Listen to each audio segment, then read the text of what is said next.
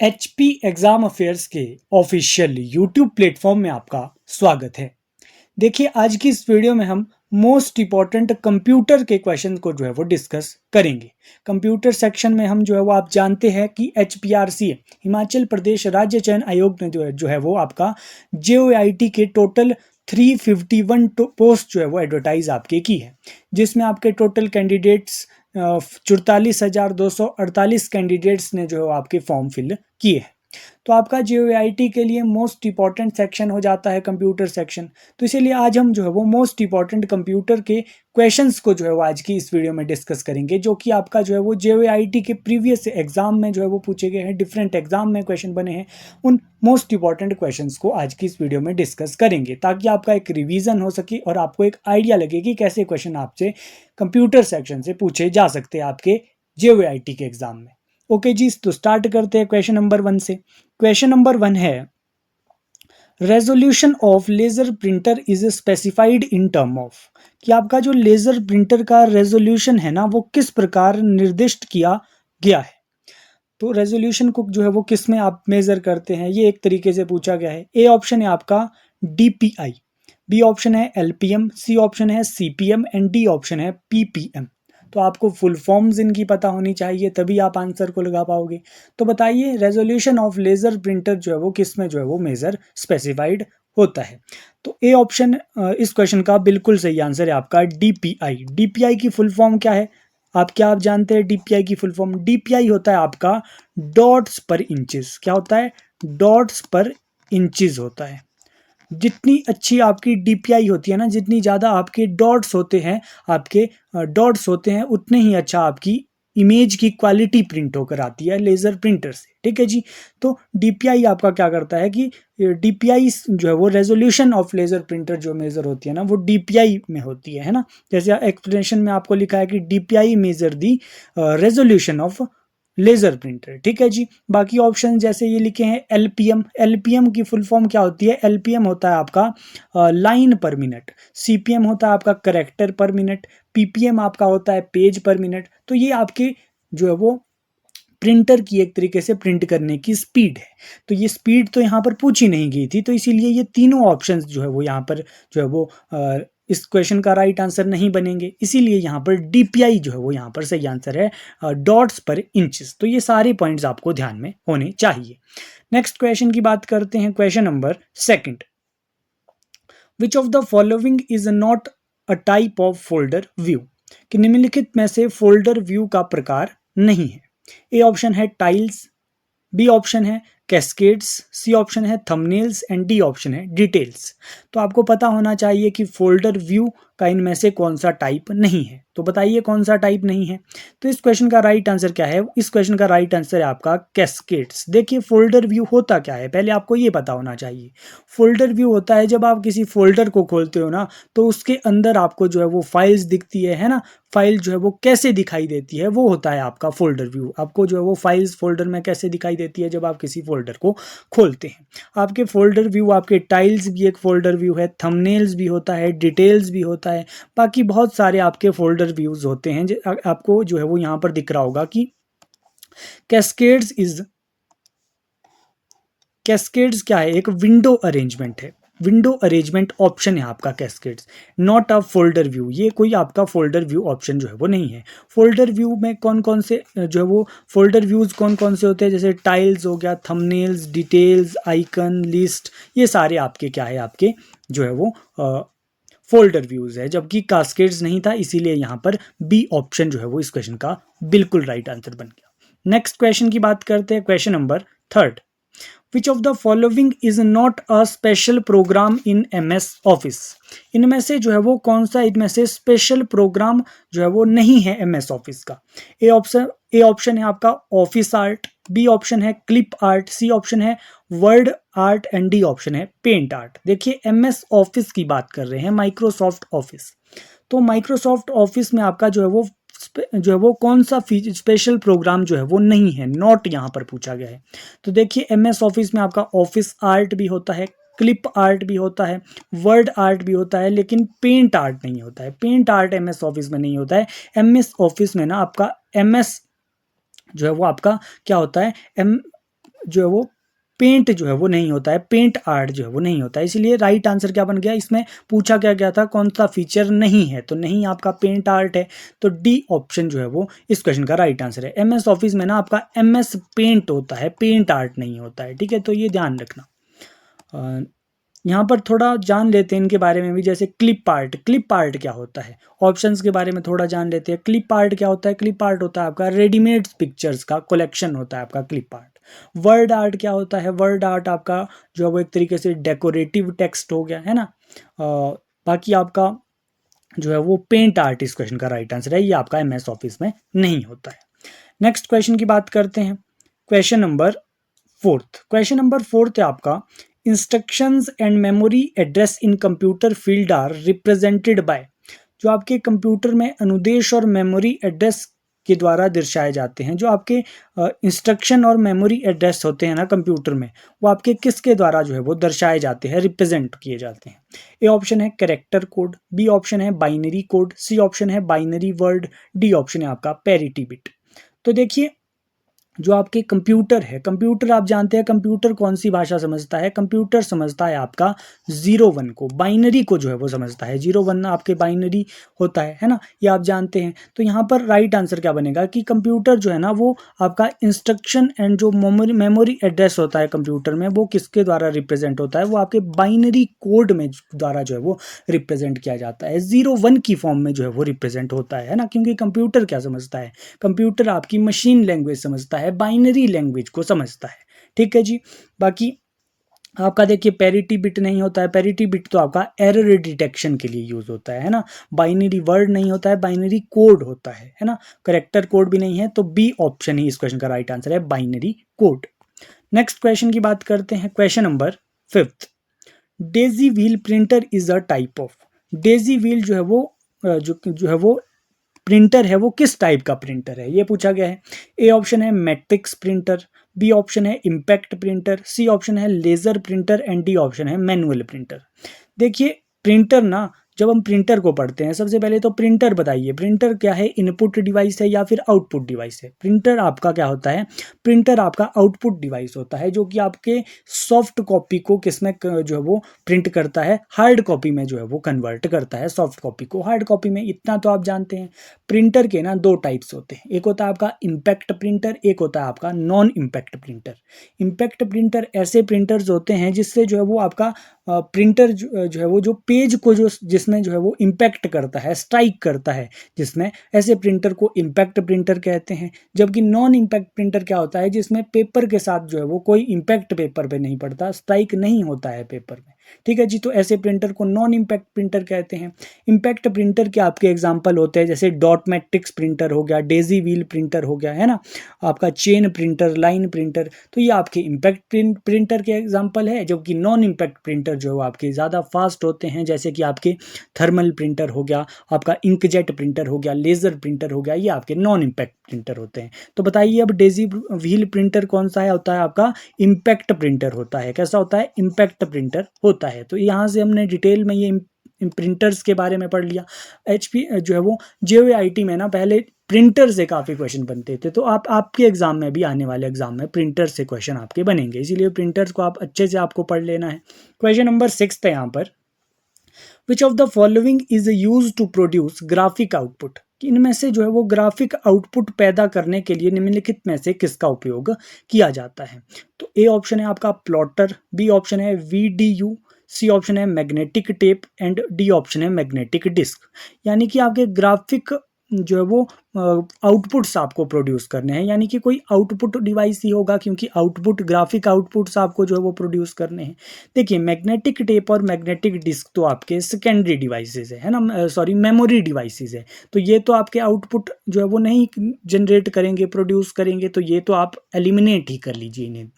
बाकी आपको वीडियो के बारे में पता होना चाहिए। वीडियो क्या होता है, वीडियो होता है आपका full form visual display unit. Visual display unit कह लो, या फिर आप जो है वो मॉनिटर एक तरीके से कह लो, वीडियो को मॉनिटर आप कह लो। जो आप स्क्रीन देखते हो ना कंप्यूटर, वो आपका वीडियो होता है, मॉनिटर होता है, ठीक है जी।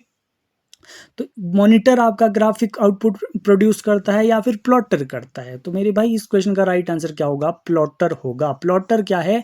प्लॉटर एक तरीके से क्या करता है? प्रिंट करता है वेक्टर ग्राफिक्स को, लार्ज साइज के ग्राफिक्स को जो है वो प्रिंट जो है वो प्रिंट करता है आपका प्लॉटर, है ना। एडवांस, आप एक तरीके से कह सकते हो एडवांस फॉर्म में आपका प्रिंटर जो है वो एडवांस फॉर्म ऑफ प्रिंटर आप कह लो प्लॉटर को, ठीक है जी। क्या प्रिंट करता है? लार्ज साइज के ग्राफिक्स को प्रिंट करता है। ज़्यादातर आर्किटेक्चर द्वारा प्रयोग, आर्किटेक्टर जो होते हैं ना वो ज़्यादातर प्लॉटर का प्रयोग करते हैं, जैसे मैप वगैरह डिज़ाइन करने के लिए प्लॉटर यूज़ होता है। तो ये आपके ग्राफिक्स आउटपुट को जो है वो प्रोड्यूस करता है। तो ए ऑप्शन इस क्वेश्चन का राइट आंसर बन गया, ठीक है जी। आई होप आपको समझ आ रहा होगा कि हम जो है वो, जो मैं आपको एक्स्ट्रा पॉइंट्स जो है मैं आपको बताता हूँ ना, वो आपको नोट करते रहना है अगर आपको जो है वो जो है वो पता नहीं रहता है, ठीक है।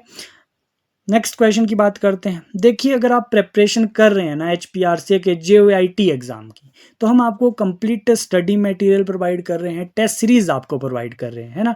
10 टेस्ट सीरीज आपको मिलेगी विद आंसर की, है ना। प्रीवियस ईयर क्वेश्चंस आपको मिल जाएंगे, सब्जेक्ट वाइज स्टडी मटेरियल्स आपको मिल जाएंगे, ठीक है जी। तो यहाँ पर आपको नंबर दिख रहा होगा 7018186561।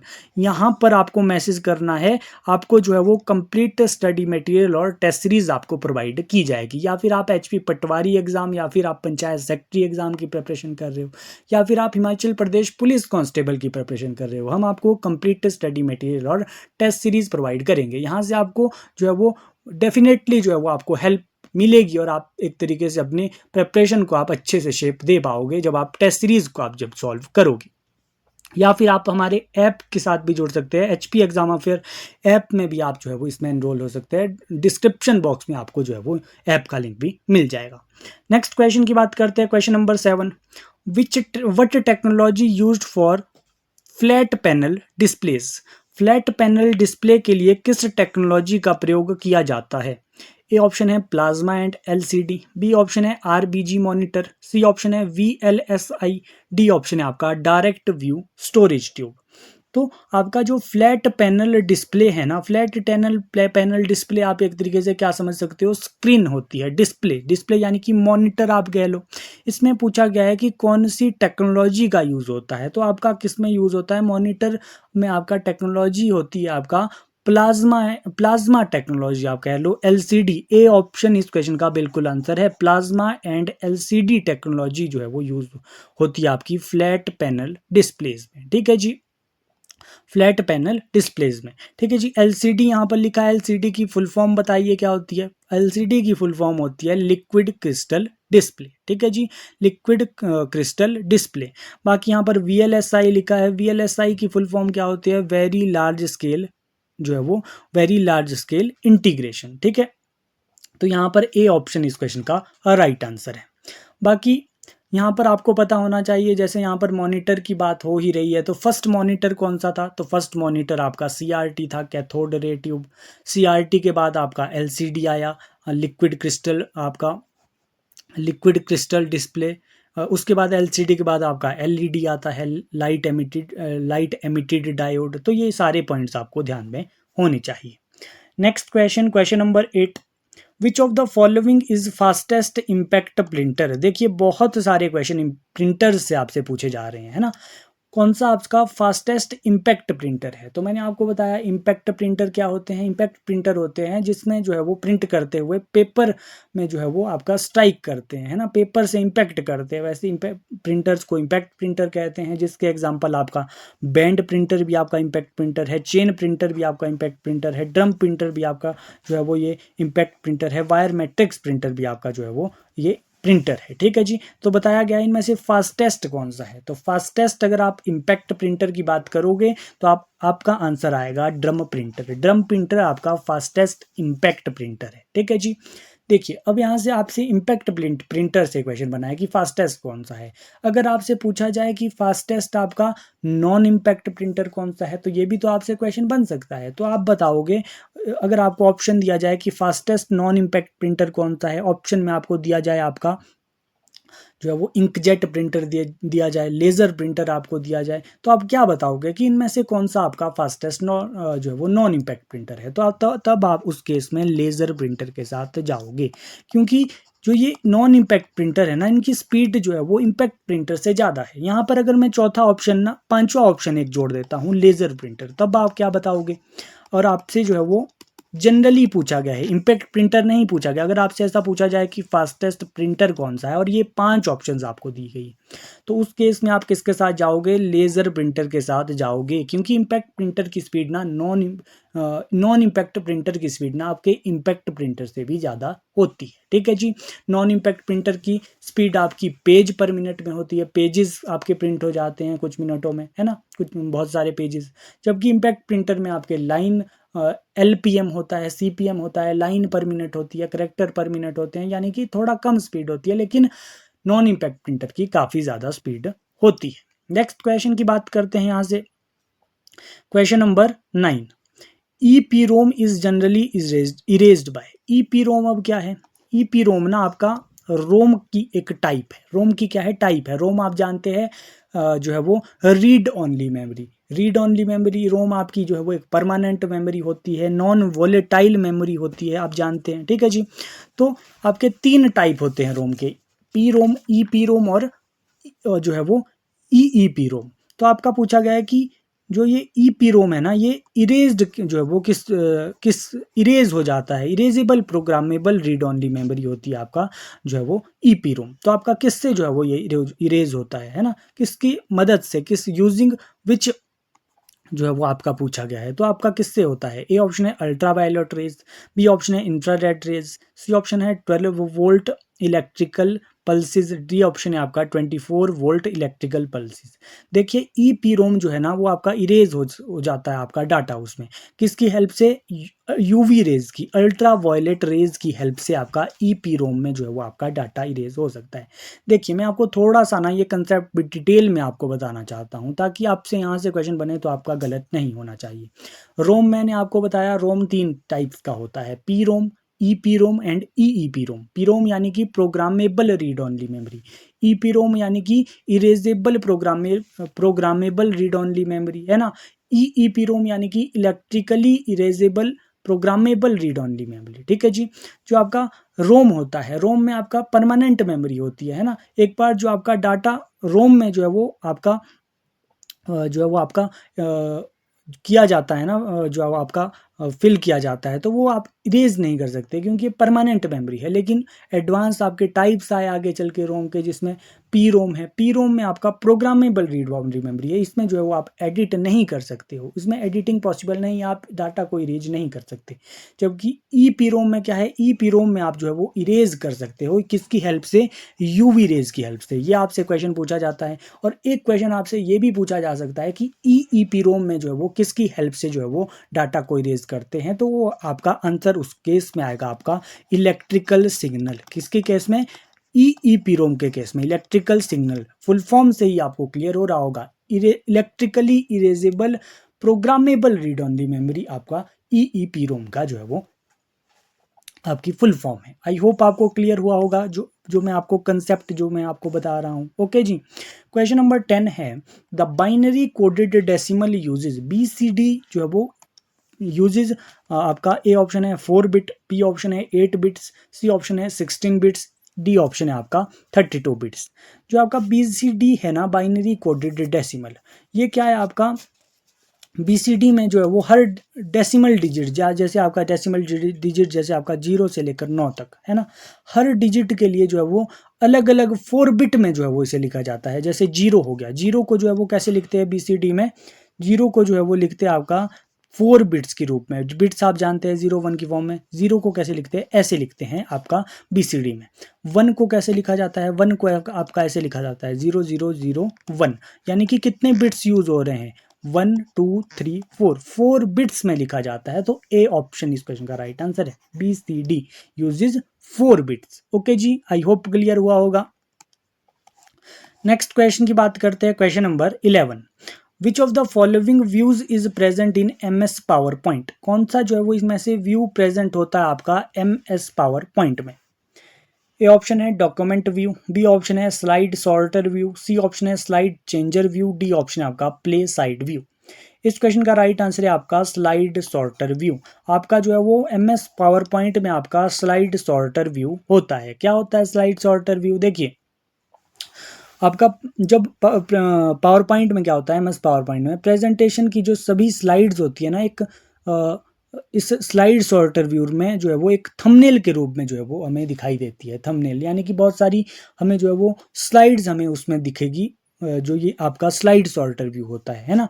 इसका यूज़ हम क्यों करते हैं? इसका यूज़ हम जो है वो स्लाइड को रीअरेंज करने के लिए करते हैं, क्योंकि एक साथ जो है वो एक थंबनेल के रूप में हमें सारी स्लाइड्स जो है वो उसमें दिखती है और उससे हम जो है वो रीअरेंज कर सकते हैं अपने अकॉर्डिंग स्लाइड्स को। तो ये होता है आपका स्लाइड सॉर्टर व्यू। तो ये किस में होता है? MS पावर पॉइंट में होता है, ध्यान रखना।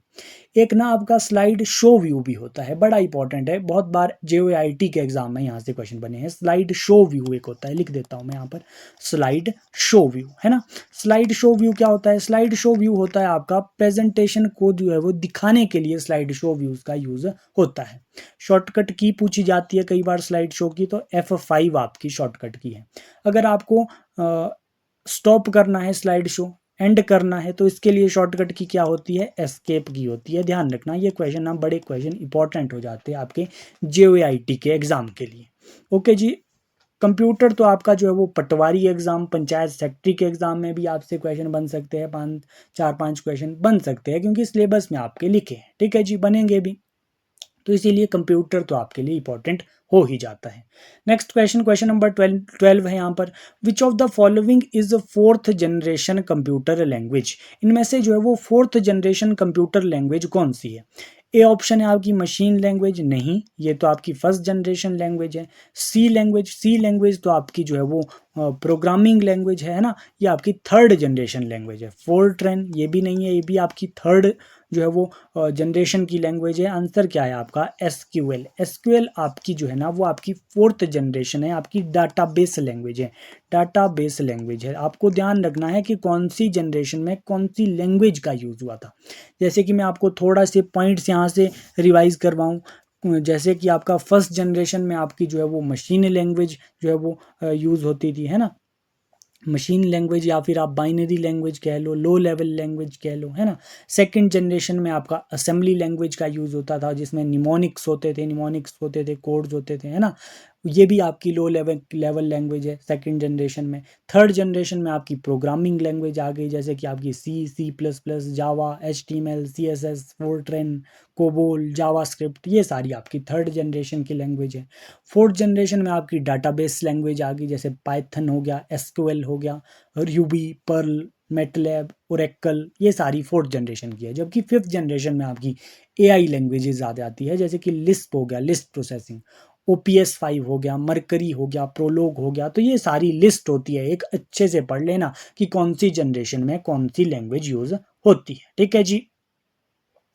क्वेश्चन नंबर 13 की बात करते हैं। क्वेश्चन नंबर 13 है, logical addition refers to operation of. Logical addition की बात कर रहा है। लॉजिकल एडिशन जो है वो पूछा गया है, और गेट है, एंड गेट है, नॉट गेट जो है वो है, या फिर इन्वर्टर गेट है। देखिए लॉजिकल एडिशन कभी दिखे हमेशा क्या टिक करना? और गेट टिक कर देना। क्या होता है? और गेट होता है। अगर आपसे लॉजिकल मल्टीप्लिकेशन पूछे, लॉजिकल मल्टीप्लिकेशन पूछे, मल्टीप्लिकेशन के केस में क्या राइट आंसर बनता है? एंड गेट बनता है मेरे भाई। क्या बनता है? एंड गेट बनता है। दोनों क्वेश्चन इंपॉर्टेंट है, याद रखना। ठीक है जी। एक आपका नॉट गेट भी होता है, जिसमें जैसे कि आपसे पूछे कि 0 का नॉट गेट में क्या जो है वो आपका रिजल्ट आएगा, तो 1 आएगा, 1 क्या क्या आएगा? 0 आएगा। तो ये आपका नॉट गेट होता है। तो इस क्वेश्चन का राइट आंसर यहाँ पर लॉजिकल एडिशन पूछा था, तो और गेट होगा। तो ये ध्यान रखना यहाँ से। ठीक है जी। नेक्स्ट क्वेश्चन की बात करते हैं। Question number 14, which type of computer use the eight bit code called EBCDIC? ठीक है जी, कि कौन सा कंप्यूटर जो है वो 8-बिट कोड को यूज करता है, उसे क्या कहते हैं? EBCDIC। ए ऑप्शन है मिनी कंप्यूटर, बी ऑप्शन है mainframe computer, C option है माइक्रो कंप्यूटर, डी ऑप्शन है आपका सुपर कंप्यूटर।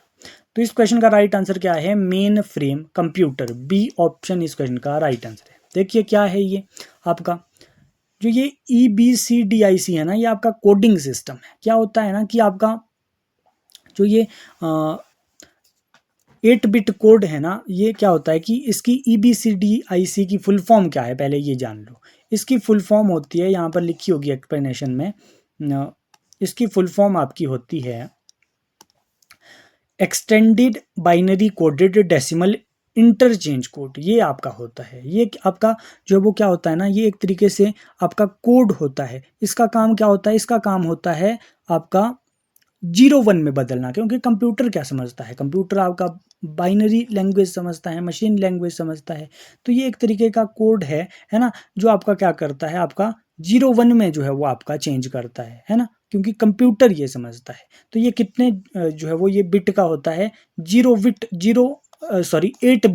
बिट का ये होता है। 8 बिट का जो ये कोड होता है ना, ये इसे क्या कहते हैं, EBCDIC। ऐसे बहुत सारे होते हैं कोडिंग सिस्टम में, जैसे कि आपका एस्काई आपने सुना होगा, ये आपने जरूर जो है वो जरूर सुना होगा। ये एस्काई ACASCII है ना, अमेरिकन स्टैंडर्ड कोड इसे कहते हैं। ये आपका जो है वो सबसे ज़्यादातर यूज़ होता है PCs हो गए आपके, है ना, लैपटॉप में ये ज़्यादातर जो है वो ये यूज़ होता है। ये आपका EBCDIC, ये आपका extended binary coded decimal interchange code, ये आपका जो है वो IBM के मेन फ्रेम कंप्यूटर में ये यूज़ होते थे।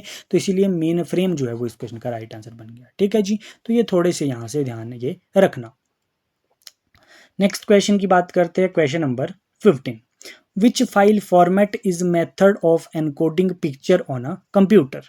कि कौन सी फाइल फॉर्मेट कंप्यूटर में पिक्चर को कोडेट करने की विधि है। HTML तो आपकी हाइपर टेक्स्ट मार्कअप लैंग्वेज है, वेबसाइट वेब पेज बनाने के लिए यूज होती है, तो ये तो नहीं होगा। JPEG बिल्कुल सही, JPEG का यूज जो है वो होता है किसमें, पिक्चर को एनकोड करने के लिए कंप्यूटर में। तो JPEG की फुल फॉर्म पता होनी चाहिए आपको। JPEG की फुल फॉर्म क्या है, जॉइंट फोटोग्राफी एक्सपर्ट ग्रुप। यहाँ पर एक्सप्लेनेशन में भी आपको दिख रही होगी, जॉइंट फोटोग्राफिक एक्सपर्ट्स ग्रुप। ठीक है जी, तो क्या इस क्वेश्चन का राइट आंसर है बी ऑप्शन JPEG। देखिए FTP क्या होता है, फाइल ट्रांसफर प्रोटोकॉल, जो कि आपका किस चीज के लिए यूजफुल होता है, इंटरनेट पर जो है वो फाइल को एक्सचेंज करने के लिए, है ना, डाउनलोड अपलोड करने के लिए, है ना। तो ये आपका FTP एक प्रोटोकॉल होता है। URL होता है आपका यूनिफॉर्म रिसोर्स लोकेटर, जो कि आपका जो है वो वेब पेज का एक तरीके से एड्रेस होता है URL। ठीक है, तो यहाँ पर तो इमेजेस से रिलेटेड JPEG है। अगर ऑप्शन में कहीं JPG भी होता तो वो भी सही हो जाता है ना, JPG भी जो है वो आंसर हो सकता था, है ना, .jpg यूज होता है इमेजेस में। नेक्स्ट क्वेश्चन की बात करते हैं, question number 16। An assembler is use to translate a program written in. Assembler जो होता है ना, वो असेंबलर क्या करता है, ट्रांसलेट करता है आपका प्रोग्राम रिटन इन, कौन से जो है वो, कौन सी लैंग्वेज से जो है वो ये असेंबलर जो है वो ट्रांसलेट करता है प्रोग्राम को, ये पूछा गया है ना। तो सबसे पहले आपको पता होना चाहिए कि आपका असेंबलर होता क्या है। असेंबलर ना एक तरीके से लैंग्वेज ट्रांसलेटर होता है। क्या होता है, लैंग्वेज ट्रांसलेटर होता है। लैंग्वेज ट्रांसलेटर जैसे कि आपका लैंग्वेज ट्रांसलेटर वैसे ही होता है जैसे कि कंप्यूटर क्या समझता है, कंप्यूटर आपका मशीन लैंग्वेज समझता है, 0 1 को समझता है। कई बार मैं आपको बता चुका हूँ ये, है ना। तो असेंबली लैंग्वेज होती है कई, जैसे कि आपका असेंबलर क्या करता है कि असेंबलर आपका असेंबली लैंग्वेज को किस में कन्वर्ट करता है, मशीन लैंग्वेज में, कंप्यूटर की लैंग्वेज में कन्वर्ट करता है। तो डी ऑप्शन इसको इनका राइट आंसर है ना, असेंबली लैंग्वेज को जो है वो कन्वर्ट करता है। कितने आपके ये लैंग्वेज ट्रांसलेटर होते हैं, ये भी आपको पता होना चाहिए। 3 लैंग्वेज ट्रांसलेटर होते हैं। एक आपका कंपाइलर होता है, कंपाइलर। एक आपका जो है वो इंटरप्रेटर होता है, इंटरप्रेटर। तीसरा होता है आपका असेंबलर, जो हमने अभी क्वेश्चन में देखा, असेंबलर। क्या होते हैं ये आपके करते हैं, ये लैंग्वेज को ये ट्रांसलेट करते हैं। जैसे कि हमने कोई डेटा को जो है वो आपका कंप्यूटर में फीड किया, हम कैसे करते हैं, हम आपके कीबोर्ड से जो है वो करते हैं, है ना। लैंग्वेजेस हाई लेवल लैंग्वेजेस का यूज़ करते हैं। ये लैंग्वेज ट्रांसलेटर क्या करते हैं, उन लैंग्वेजेस को ये मशीन लैंग्वेज में ये जो है वो कन्वर्ट करते हैं। कंपाइलर आपका क्या करता है, हाई लेवल लैंग्वेज को जो है वो मशीन लैंग्वेज में कन्वर्ट करता है ना। इंटरप्रेटर का काम भी यही है, हाई लेवल लैंग्वेज को मशीन लैंग्वेज में बदलना, जबकि असेंबलर का काम क्या है, असेंबली लैंग्वेज को मशीन लैंग्वेज में बदलना। ठीक है जी। अच्छा, अब आप पूछेंगे कि कंपाइलर का भी एक ही काम है हाई लेवल से मशीन लैंग्वेज में, और इंटरप्रेटर का भी यही काम है, तो इनमें डिफरेंस क्या है, और पूछा भी जाता है ये डिफरेंस। देखिए, कंपाइलर आपका जो है वो एक साथ वंस एट ऑल सभी को जो है वो आपका एक साथ जो है वो चेंज कर देता है, कन्वर्ट कर देता है, जबकि इंटरप्रेटर क्या करता है, लाइन बाय लाइन जो है वो आपका चेंज करता है, आपके एरर को दिखाता है ना, चेंज करता है आपके मशीन लैंग्वेज में। तो ये ध्यान रखना, ये थोड़ा सा डिफरेंस होता है और पूछा जाता है। Next question, question number 17, which one of the following is termed as combination of input output devices. Input और आउटपुट डिवाइसेस का इनमें से कॉम्बिनेशन कौन सा है जो कि इनपुट डिवाइस भी और आउटपुट भी हो, ऐसा डिवाइस आपको बताना है। ए ऑप्शन है वीडीटी, क्या आप जानते हैं वीडीटी क्या होता है। बी ऑप्शन है कीबोर्ड, देखिए कीबोर्ड तो आपका इनपुट है, ये आउटपुट तो ये नहीं है, तो इसीलिए हमने ये एलिमिनेट कर दिया पहले ही। प्रिंटर, प्रिंटर क्या है, ये भी आपका आउटपुट डिवाइस है जो कि आपका सॉफ्ट कॉपी को हार्ड कॉपी में जो है वो कन्वर्ट करता है, तो ये भी आपका आउटपुट डिवाइस है। लेज़र जेट, लेज़र जेट होता है आपका, लेज़र प्रिंटर भी लेज़र जेट को कहते हैं। तो प्रिंटर तो अभी हमने बात की आउटपुट डिवाइस है, तो राइट आंसर क्या बन गया, वीडीटी बन गया। अगर आपको कंसेप्ट क्लियर होगा आप किसी भी क्वेश्चन को सॉल्व कर लोगे। वीडीटी अब के बारे में आप जानते हैं, वीडीटी है क्या। वीडीटी की फुल फॉर्म है आपकी विजुअल डिस्प्ले टर्मिनल। मैंने आपको ना आज की क्लास में ही वीडीयू भी बताया था, क्या होती है वीडियो, वीडीयू की फुल फॉर्म आपका visual display unit, visual display unit, या फिर वीडियो को मैंने आपको क्या कहा था, मॉनिटर, जो आपकी स्क्रीन होती है ये आपका वीडियो होता है। जबकि वीडीटी में क्या होता है, वीडीटी में आपका मॉनिटर तो होता ही होता है, जबकि वीडीटी में आपका कीबोर्ड भी आपका शामिल इसमें हो जाता है ना। इसीलिए मॉनिटर क्या है, मॉनिटर आपका आउटपुट डिवाइस है, कीबोर्ड क्या है, कीबोर्ड आपका इनपुट डिवाइस है। पूछा क्या गया था क्वेश्चन में, combination of input and output device, तो आपका वीडीटी है, ध्यान रखना इस क्वेश्चन को पूछा जाता है। ठीक है, वीडीयू और वीडीटी में क्या डिफरेंस है पता होना चाहिए। ठीक है, क्वेश्चन नंबर 18 की अब बात करते हैं। Question number 18, the performance of CPU can be measured by. CPU की परफॉर्मेंस हम जो है वो किस में मेजर करते हैं, आईपीसी। आईपीसी की फुल फॉर्म क्या है बताइए। आईपीसी होता है आपका इंस्ट्रक्शन पर जो है वो इंस्ट्रक्शन पर साइकिल होते हैं, है ना। B option clock speed, C option है आपका एफएसबी, डी ऑप्शन है एक्सेस टाइम। देखिए परफॉर्मेंस सीपीयू की पूछ रहा है कि किसमें मेजर होती है, तो ये आपकी मेजर होती है क्लॉक स्पीड में, ध्यान रखना क्लॉक स्पीड में। या फिर आपका ऑप्शन में हो सकता था आपका गीगा हर्ज में, है ना, गीगा हर्ज या फिर मेगा हर्ज, हर्ज में भी होती है आपकी सीपीयू की स्पीड मेजर, है ना, या फिर परफॉर्मेंस कह लो। तो बी ऑप्शन इस क्वेश्चन का राइट आंसर बन गया। अच्छा, इससे पहले हमने क्या पढ़ा था, इससे पहले हमने जो है वो कंप्यूटर की स्पीड पढ़ी थी, या फिर हमने किसकी स्पीड पढ़ी थी, हमने जो है वो प्रिंटर की स्पीड पढ़ी थी, है ना, प्रिंटर की स्पीड। प्रिंटर का रेजोल्यूशन तो आपका डीपीआई में मेज़र होता है, ये भी हमने पढ़ा था। और आपकी स्पीड किस में मेज़र होती थी, तो स्पीड जो है वो हमारी किस में, लाइन पर सेकंड, है ना, लाइन पर मिनट या फिर पेज पर मिनट, इसमें जो है वो प्रिंटर की स्पीड होती थी, तो ये ध्यान रखना। नेक्स्ट क्वेश्चन की बात करते हैं, question number 19, a computer can not boot if it does not have. जो है वो कंप्यूटर जो है वो बूट नहीं कर सकता if it does not have, अगर उसमें जो है वो कंप्यूटर में क्या नहीं होगा। ये ऑप्शन है कंपाइलर, कंपाइलर तो अभी हमने जाना लैंग्वेज ट्रांसलेटर होता है जो कि आपका हाई लेवल लैंग्वेज को मशीन लैंग्वेज में कन्वर्ट करता है, तो इसका तो कोई काम है नहीं, है ना। कंपाइलर, कंपाइलर से बूट का क्या रिलेशन, तो ये एलिमिनेट कर दीजिए। लोडर, लोडर क्या होता है अभी आपको बताते हैं, लोडर क्या होता है। सी ऑप्शन है ऑपरेटिंग सिस्टम, डी ऑप्शन है असेंबलर। देखिए असेंबलर भी आपका जो है वो लैंग्वेज ट्रांसलेटर ही है, तो ये बूटिंग से तो इसका कोई रिलेशन नहीं है, तो एलिमिनेट कर दीजिए। ठीक है, अब आप कंफ्यूज होंगे लोडर एंड आपके ऑपरेटिंग सिस्टम में, है ना। लोडर, सबसे पहले इस क्वेश्चन का राइट आंसर बता देते हैं, computer can not boot if it does not have operating system. मेरे भाई सी ऑप्शन इस क्वेश्चन का राइट आंसर है। ऑपरेटिंग सिस्टम होता क्या है, ऑपरेटिंग सिस्टम ना एक सिस्टम सॉफ्टवेयर है ना, सिस्टम सॉफ्टवेयर होता है जो क्या करता है आपका, सबसे पहले कि आपका ऑपरेटिंग सिस्टम क्या होता है, आपका रैम में लोड जो है वो बूटिंग के दौरान क्या होता है कि ऑपरेटिंग सिस्टम ना रैम में लोड जो है वो होता है। बूटिंग होता क्या है, बूटिंग होता है कंप्यूटर को स्टार्ट करना। जब बूटिंग होती है ना तो ऑपरेटिंग सिस्टम जो है वो रैम में लोड होता है। तो बूटिंग के लिए सबसे ज़्यादा ज़रूरी आपका ऑपरेटिंग सिस्टम होता है। ऑपरेटिंग सिस्टम होता है, ऑपरेटिंग सिस्टम होता ही सिस्टम सॉफ्टवेयर है। सिस्टम सॉफ्टवेयर ऐसा सॉफ्टवेयर जो आपके कंप्यूटर को चाहिए ही चाहिए, जिसके बिना कंप्यूटर ऑन ही नहीं हो सकता। ठीक है जी, तो सी ऑप्शन बिल्कुल सही आंसर है। अब आप पूछेंगे लोडर क्या होता है। लोडर होता है एक तरीके से आपका, ये आपका ऑपरेटिंग सिस्टम का ही पार्ट होता है, और प्रोग्राम को मेमोरी में लोड करना जो है वो लोडर का काम होता है। किसको, प्रोग्रामर को, प्रोग्राम को मेमोरी में लोड करना। ठीक है, तो यहाँ पर ऑपरेटिंग सिस्टम यहाँ पर बिल्कुल सही है, जो है वो यहाँ पर आंसर है। नेक्स्ट क्वेश्चन की बात करते हैं, क्वेश्चन नंबर 20।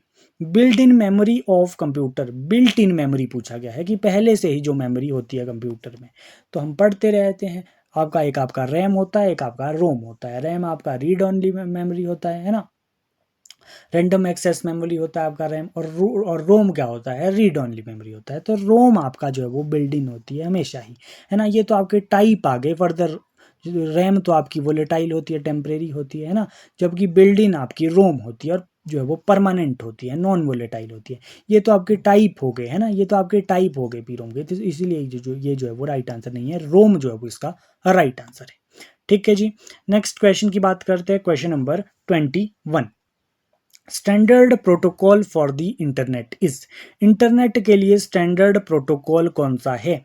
ए option TCP IP, B option Java, C option flash, D option HTML hypertext markup language. तो बताइए स्टैंडर्ड प्रोटोकॉल कौन सा है इंटरनेट का। तो बड़ा इजी क्वेश्चन है, टीसीपी आईपी आपने सुना भी होगा, transmission control protocol internet protocol, इसका जो है वो ये फुल फॉर्म होती है।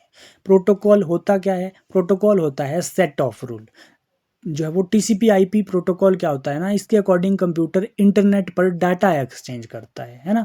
टीसीपी क्या करता है, दो ये चीज़ें होती है। टीसीपी टीसीपी क्या करता है कि टीसीपी जो है वो डाटा को पैकेट के रूप में जो है वो डेस्टिनेशन तक जो है वो सेफली पहुंचाता है ना। जबकि आईपी क्या होता है, आईपी आप जानते हैं इंटरनेट प्रोटोकॉल, सभी कंप्यूटर का अपना एक आईपी एड्रेस होता है, तो ये डेस्टिनेशन तक पहुंचाने का काम करता है। तो ये टीसीपी आईपी है। ठीक है जी, इंटरनेट के लिए जो है वो इंपॉर्टेंट है डाटा एक्सचेंज करने के लिए। तो ए ऑप्शन इस क्वेश्चन का राइट आंसर है। जावा, जावा इस क्वेश्चन का राइट आंसर नहीं हो सकता, क्योंकि जावा तो एक प्रोग्रामिंग लैंग्वेज है, फ्लैश नहीं है, एचटीएमएल मार्कअप लैंग्वेज है। तो ये सारा जो है वो बिल्कुल ईजी क्वेश्चन है, ए ऑप्शन बिल्कुल सही आंसर है। आई होप आपको समझ आ भी रहा होगा, है ना, सभी क्वेश्चंस, और आप जो है वो क्वेश्चंस को जो है वो सॉल्व कर भी पा रहे होंगे। देखिए अगर आप प्रिपरेशन कर रहे हैं ना HPRC के अपकमिंग एग्जाम, JOIT के एग्जाम की, या फिर आप HP पटवारी एग्जाम या फिर पुलिस कांस्टेबल एग्जाम की आप प्रिपरेशन कर रहे हो, तो हम आपको कंप्लीट स्टडी मटेरियल और टेस्ट सीरीज जो है वो प्रोवाइड कर रहे हैं, है ना, जिससे आपको जो है वो अच्छी आपकी प्रिपरेशन में एक जो है वो शेप मिलेगी,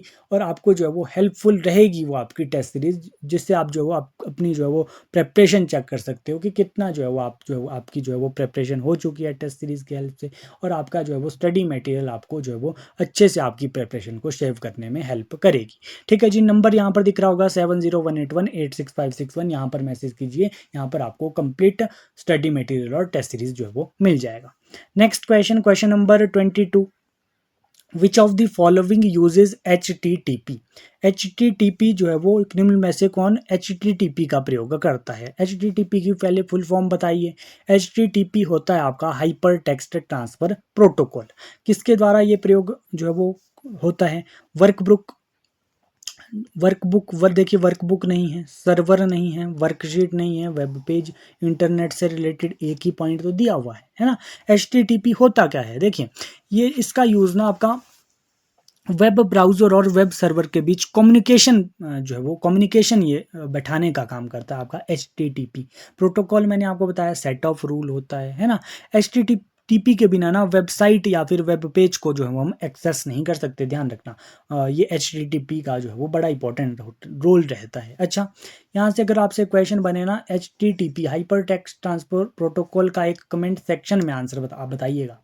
HTTP का पोर्ट नंबर कितना होता है, कमेंट सेक्शन में आपका आंसर आना चाहिए, कई बार एग्जाम में ये पूछा गया है क्वेश्चन। ठीक है जी, HTTP का पोर्ट नंबर। ठीक है, next question, question number 23। Any program translated into machine language is called. देखिए अब आपका फिर से ट्रांसलेशन से क्वेश्चन है, यानी कि लैंग्वेज ट्रांसलेटर से सवाल पूछा गया है कि any program translated into machine language, ऐसा प्रोग्राम जो ट्रांसलेट हो जाता है आपका मशीन लैंग्वेज में, उसे क्या कहते हैं। देखिए मैंने आपको बताया लैंग्वेज ट्रांसलेटर का क्या क्या काम है, प्रोग्रामिंग लैंग्वेज को, हाई लेवल लैंग्वेज को मशीन लैंग्वेज में बदलना। हाई लेवल लैंग्वेज कह लो या फिर आप सोर्स कोड कह लो, ये ट्रांसलेटर क्या करता है, सोर्स कोड को ऑब्जेक्ट कोड में ट्रांसलेट करता है। किस में करता है, ऑब्जेक्ट कोड में ट्रांसलेट ये करता है। पूछा क्या गया है, को any program translated into machine language, उसे क्या कहते हैं, तो मशीन लैंग्वेज में आपका ऑब्जेक्ट कोड जो है वो ट्रांसलेट होके आपका आता है। तो बी ऑप्शन क्वेश्चन का राइट आंसर बन गया। अगर आप कंसेप्ट पढ़ोगे ना तो आप जो है वो किसी भी क्वेश्चन को सॉल्व कर लोगे, चाहे आपका HPR आपके जो है वो स्टेटमेंट घुमा के पूछिए, आप जो है वो कर ही लोगे सॉल्व, अगर आपको बेसिक कंसेप्ट पता होगा। ठीक है जी, तो इंपॉर्टेंट हो जाता है आपके लिए क्वेश्चंस प्रैक्टिस करना, कंसेप्ट पढ़ना। नेक्स्ट क्वेश्चन की बात करते हैं, question number 24। Parity bit is, parity bit क्या होता है, use to indicate uppercase letter, B option the last bit in the byte, C option the first bit in a byte, D option है used to detect error। एक option में भी जो है वो आपका आया था पैरिटी बिट, उस टाइम भी मैंने आपको बताया था कि पैरिटी बिट होता क्या है। पैरिटी बिट ना आपका एरर डिटेक्शन के लिए यूज होता है ना, किसके लिए, एरर डिटेक्शन के लिए। ये जो है वो एक प्रकार का बिट होता है। डी ऑप्शन इस क्वेश्चन का राइट आंसर है। ये एक तरीके का एक्स्ट्रा बिट होता है जो कि आपका बाइनरी डाटा के साथ जो है वो ऐड किया जाता है, ताकि आपका डाटा ट्रांसमिशन के दौरान जो है वो एरर डिटेक्शन हो सके, है ना।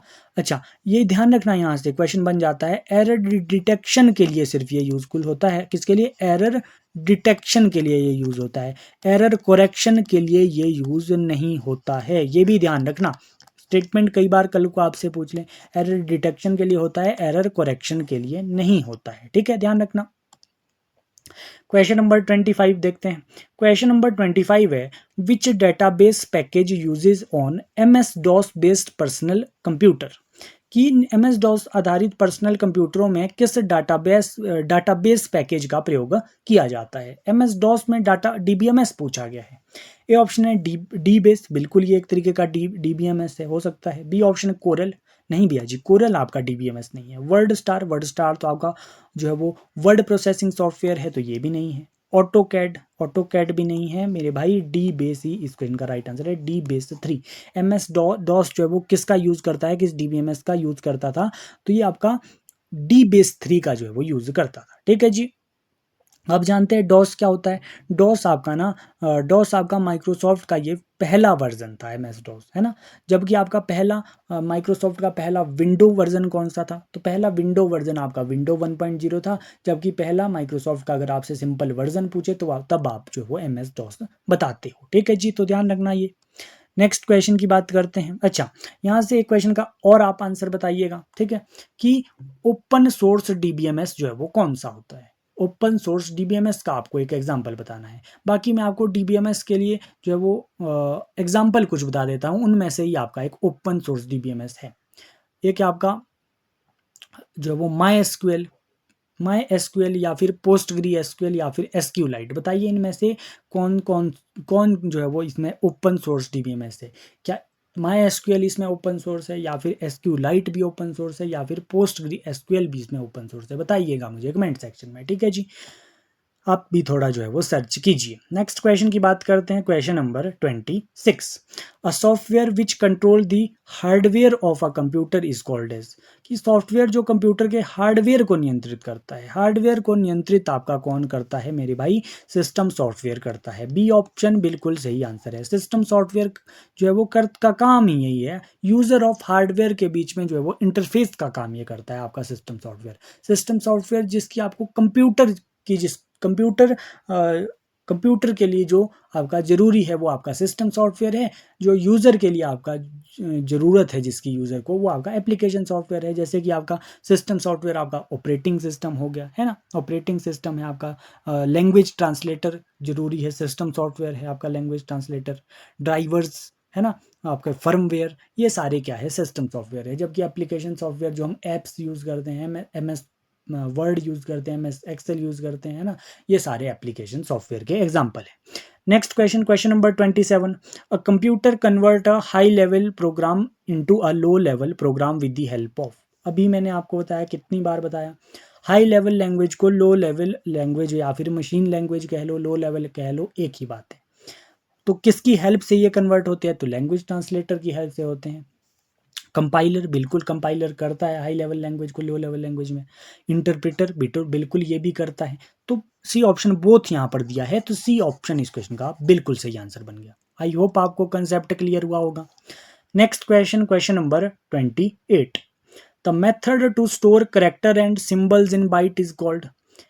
बाइट में करेक्टर और सिंबल भंडारण की विधि कहलाती है, तो इस विधि को क्या कहते हैं? नंबर सिस्टम कहलाते हैं? नहीं, नंबर सिस्टम ये नहीं होता है, अल्फा सिस्टम नहीं होता, बाइट सिस्टम नहीं होता, कोडिंग सिस्टम इसे कहते हैं, है ना।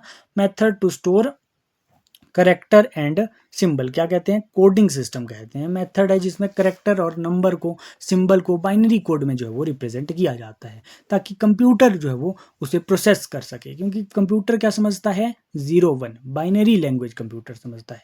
जो मैंने आपको बताया था, जैसे एस्काई अमेरिकन स्टैंडर्ड कोड है ना। एक आपका IBM का मेन फ्रेम में मैंने आपको कौन सा बताया था? EBCDIC, है ना, बताया था ना, 8 बिट का EBCDIC main frame IBM computer में यूज होता है। तो आज की क्लास में ये हमने पढ़ा था। तो कोडिंग सिस्टम इसे कहते हैं। Next question, question number 29, which of the following is a scientific computer language. Scientific computer language इनमें से कौन सी है? बेसिक, कोबोल, फोरट्रेन या फिर पास्कल। तो इस क्वेश्चन का राइट आंसर क्या है? फोरट्रेन। फोरट्रेन क्या है? आपकी साइंटिफिक कंप्यूटर लैंग्वेज है। ये आपकी साइंटिफिक एंड इंजीनियरिंग कैलकुलेशन के लिए ये आपकी जो है वो डिज़ाइन की गई थी स्पेशली। फोरट्रेन, फोरट्रेन की फुल फॉर्म क्या है?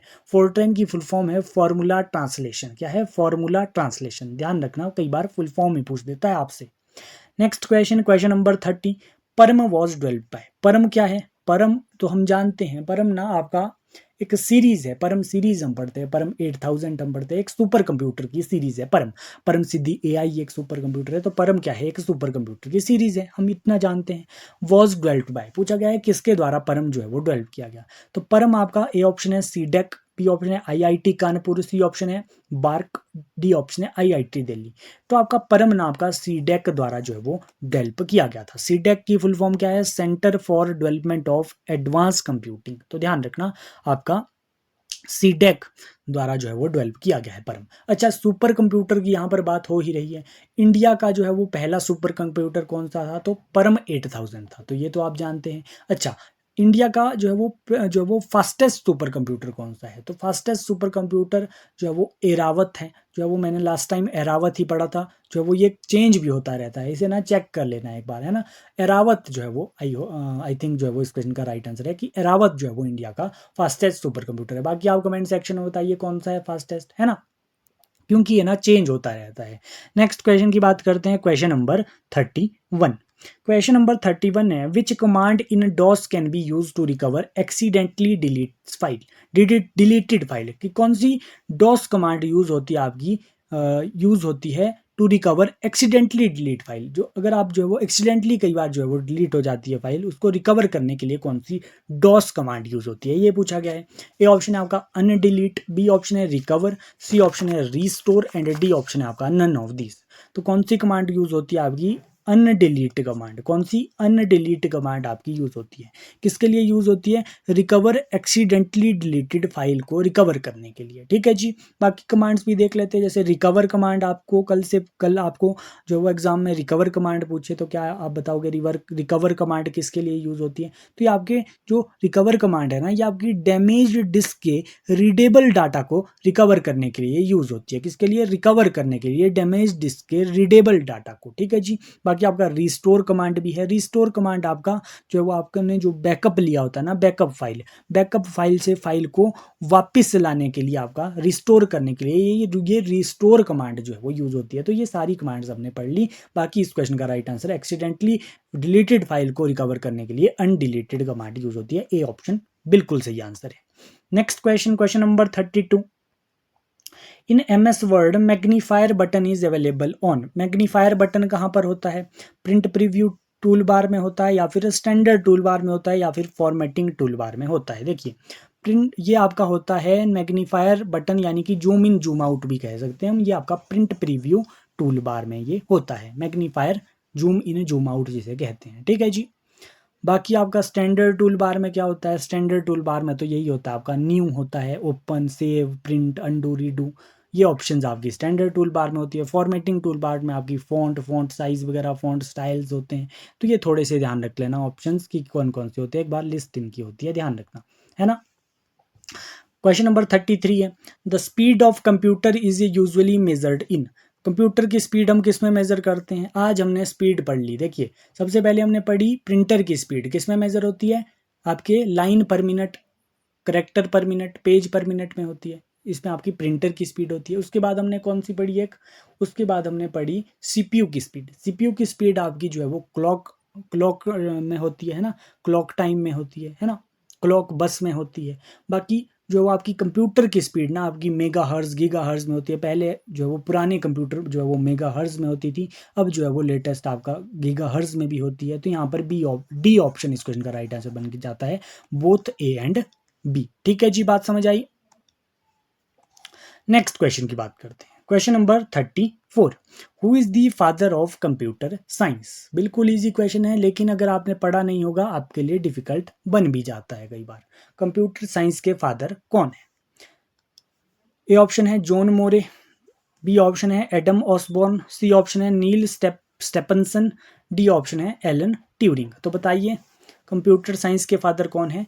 फादर ऑफ कंप्यूटर साइंस पूछा गया है, साइंस, तो आपकी कौन है? एलन ट्यूरिंग है। देखिए, आप अगर आपने अच्छे से पढ़ा है ना तो आपको पता होगा। फादर ऑफ कंप्यूटर अगर आपसे पूछे तो आप क्या बताओगे? चार्ल्स बेबेज बताते हो। फादर ऑफ कंप्यूटर साइंस अगर जुड़ गया आगे, फादर ऑफ कंप्यूटर साइंस कौन है? एलन ट्यूरिंग है। लेकिन अगर आप उससे पूछे फादर ऑफ मॉडर्न कंप्यूटर कौन है, तब आप कौन बताते हो? जॉन वॉन न्यूमैन बताते हो। या फिर बेसिक आर्किटेक्चर ऑफ कंप्यूटर किसने दिया था? जॉन वॉन न्यूमैन ने दिया था। स्टोरेज का कंसेप्ट किसने दिया था? तो ये भी आपका जॉन वॉन न्यूमैन ने ये दिया था। तो ये सारे पॉइंट्स आपको पता होने चाहिए, ठीक है जी। Question number 35, a string of 8 zeros and ones is called। String of 8 zeros and 1, 0 और 1 के स्ट्रिंग को क्या कहते हैं? ऐसे ये कोड आपका लिखा होता है 1 2 3 4 5 6 7 8। ये क्या है आपका? 8 बिट्स को हम क्या कहते हैं? बाइट कहते हैं। यही तो पूछा गया है, तो सी ऑप्शन बिल्कुल सही आंसर है। तो बिल्कुल इजी है। Next question, question number 36। देखिए, थोड़ा सा ना मैं आपको यहाँ पर मेमोरी यूनिट भी रिवाइज करवाना चाहता हूँ। देखिए, बिट आप जानते हैं, बिट आपके कौन कौन से होते हैं? 0 1 की फॉर्म में आपके बिट्स होते हैं, है ना। 4 बिट्स आपके क्या बनाते हैं? 4 बिट्स आपके जो है वो एक निबल बनाते हैं। क्या बनाते हैं? एक निबल बनाते हैं। 8 बिट्स मैंने आपको अभी बताया क्या बनाते हैं? एक बाइट बनाते हैं, है ना। आपका 1024 बाइट्स आपका क्या बनाते हैं? 1024 बाइट आपके क्या बनाते हैं? 1 किलोबाइट बनाते हैं। वैसे ही 1024 किलोबाइट क्या बनाते हैं? 1 MB बनाते हैं, ठीक है। तो इस तरीके से ये हायरार्की चलती है, KB, MB, kilo, mega, giga, tera, peta, एक्साजीटा। तो ये इस तरीके से ये चलती रहती है आगे चलकर, ठीक है। तो ये मेमोरी यूनिट भी हमने यहाँ से रिवाइज कर लिया। Question number 36, Which of the following techniques need source device and destination device in line of sight for data transfer? कि कौन सी टेक्निक नीड यूज होती है source device and destination device in line of site for data transfer. Line of site जो जिसमें जरूरी होता है data transfer के लिए, क्या होता है ये line of site? A option है लैन, बी ऑप्शन है ब्लूटूथ, सी ऑप्शन है वैन, डी ऑप्शन है इंफ्रारेड। देखिए, लाइन ऑफ साइट क्या है, मैं सिंपली आपको बताना चाहता हूँ। दो डिवाइस के बीच में अगर आपको, टू डिवाइस के बीच में अगर आपको, जो आप यूज़ कर रहे हो ना, अगर आपको कोई ऑब्जेक्ट जो है वो आ जाता है, जैसे एग्जांपल के साथ बताता हूँ। जैसे आप टीवी चला रहे हैं, टीवी का क्या होता है? रिमोट होता है। रिमोट अगर जो है वो, अगर आप जो है वो रिमोट और टीवी का जो रिसीवर होता है उसमें अगर आपका ऑब्जेक्ट आ जाता है ना बीच में, तो पकड़ता नहीं है आपका रिमोट जो है वो, रिमोट का सिग्नल आपका वो टीवी, ठीक है जी। तो ये क्या है, लाइन ऑफ साइट है, यानी कि दो डिवाइस को चलाने के लिए जो है वो आपके बीच जो है वो कोई ऑब्जेक्ट नहीं होना चाहिए, यही तो आपका लाइन ऑफ साइट है, यानी कि सीधी लाइन में होना चाहिए वो, तभी वो चलेगा। कौन सी टेक्नोलॉजी जो है वो इसमें नीडेड होती है, needs source device and destination, तो आपका कौन सी वेव्स होती है, इंफ्रारेड वेव्स का उसमें यूज़ होता है, इंफ्रारेड वेव्स ध्यान रखना। जैसे आपका ये वाईफाई हो गया, ये ब्लूटूथ हो गया है ना, ये इसमें कौन सी वेव्स होती है, इसमें आपकी होती है रेडियो वेव, तो ये थोड़ा सा ध्यान रखना, ये क्वेश्चन बन जाता है कई बार, नॉर्मल ये क्वेश्चन है। क्वेश्चन नंबर 37 है आज का। The part of computer that coordinates all its function is called its. देखिए ये होमवर्क क्वेश्चन होना था आपका, लेकिन मैं आपको थोड़ा डिटेल में ये क्वेश्चन भी समझाने वाला हूँ अब। The part of computer that coordinate all its function is called, कि ऐसा कौन सा कंप्यूटर का पार्ट है जो कोऑर्डिनेट करता है ऑल इट्स फंक्शन को। वैसे ना पार्ट ऑफ सीपीयू यहाँ पर पूछा जाना चाहिए था, सीपीयू। ये ऑप्शन है रोम प्रोग्राम, बी ऑप्शन है सिस्टम बोर्ड, सी ऑप्शन है एएलयू, डी ऑप्शन है सीयू।